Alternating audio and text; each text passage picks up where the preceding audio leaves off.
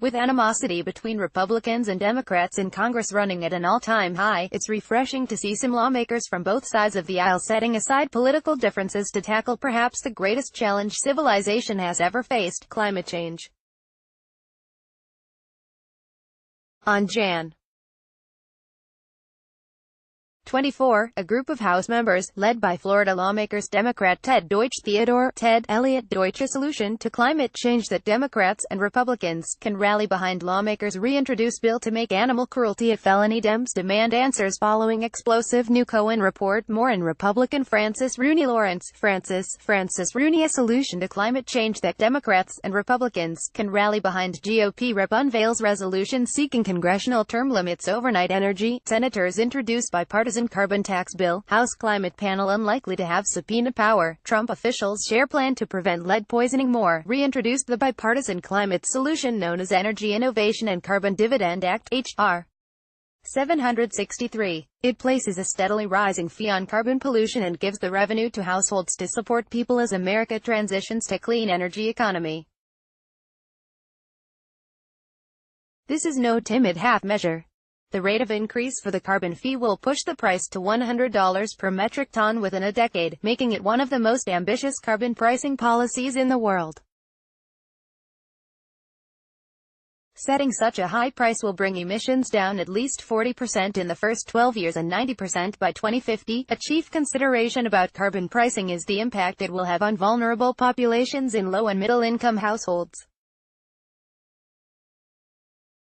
Families that struggle paycheck to paycheck making ends meet can ill afford to absorb higher costs in their heating and electric bills and at the gas pump.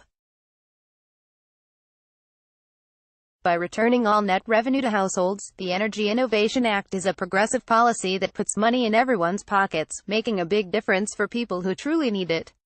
In most instances, people in lower income brackets will see more benefit from the carbon dividend than they will pay in increased costs associated with the fee. The policy protects vulnerable people in other ways. It reduces air pollution responsible for an estimated 114,000 deaths each year. Much of that pollution is concentrated in low-income areas. By reducing our carbon emissions, this legislation will ensure that extreme weather doesn't continue to get worse and worse, destroying the homes of people who lack the resources to put their lives back together. Those weather-related disasters appear to be shifting public views about climate change as people see the connection between warmer temperatures and things that imperil their personal well-being: rising seas, devastating floods, damaging storms and horrific wildfires. In one poll, 74% of Americans said extreme weather has influenced their opinion about climate change. Another poll, this one from the Yale Program on Climate Change Communication, found a dramatic jump, 9% since last March, in the number of people who said global warming is very important to them. With more and more people waking up to the reality of climate change, pressure is mounting in Congress, both for Republicans and Democrats, to start implementing effective solutions, effective being the operative word. The fee and dividend approach received a ringing endorsement last week from 45 of the nation's top economists, including former chairs of the Federal Reserve and numerous Nobel laureates. Their assessment: a carbon tax offers the most cost-effective lever to reduce carbon emissions at the scale and speed that is necessary. To maximize the fairness and political viability of a rising carbon tax, all the revenue should be returned directly to U.S. citizens through equal lump sum rebates.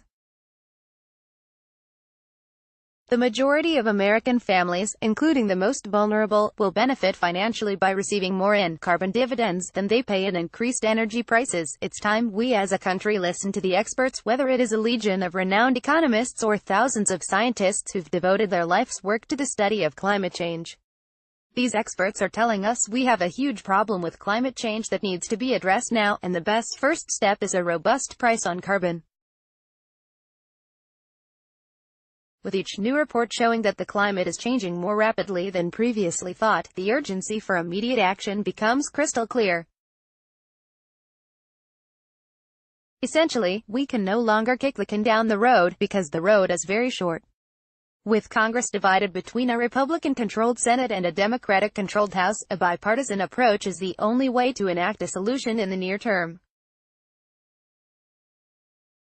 The Energy Innovation and Carbon Dividend Act is the bipartisan solution that will put us on the path to preserving a livable climate. Mark Reynolds is Executive Director of Citizens Climate Lobby.